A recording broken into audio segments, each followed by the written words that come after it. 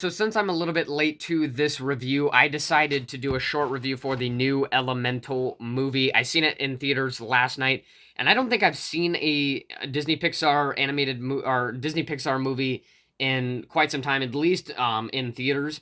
And so this one I thought was really, really good. Just talking about the animation, first of all, I think they did a pretty good job. So there was some cool stuff that they did with the animation, with the characters, especially like the characters that were water, and how they had to do like reflections through them and stuff like that to make it more realistic. That was really cool. And it did surprise me. Honestly, had I not seen the reviews, I would have never have guessed that this was going to be like a romance, kind of leaning on a rom com type of movie.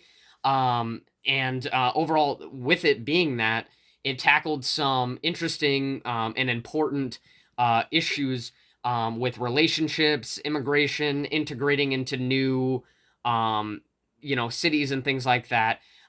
As I'm sure you've seen in the trailer with them saying elements don't mix and things like that, you can kind of guess what the theme is going to be. But I didn't think that that was going to be a part of a romance story. So I thought that was really interesting, and it made for a really emotional movie as well. So overall, I think it's funny. It looks really, really good. And I really enjoyed it. I would rate this movie pretty high, like an 8.5 to a 9 out of 10.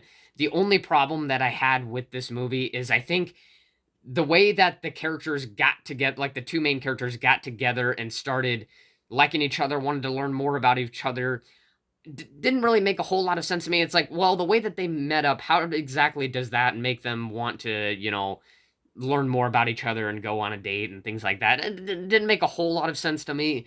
But overall, I think that, despite that, it's just kind of a nitpick. I think that this was a really solid Disney Pixar movie. So, yeah, I would rate it pretty high. And that's all I got to say.